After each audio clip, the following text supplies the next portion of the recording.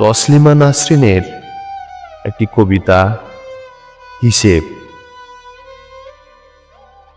কতটুকু ভালোবাসা দিলে, কতটা গোলাপ দিলে, কতটুকু সময়, কতটা সমুদ্র দিলে, কটি নির্ঘুম রাত দিলে, কফোঁটা জল দিলে চোখে।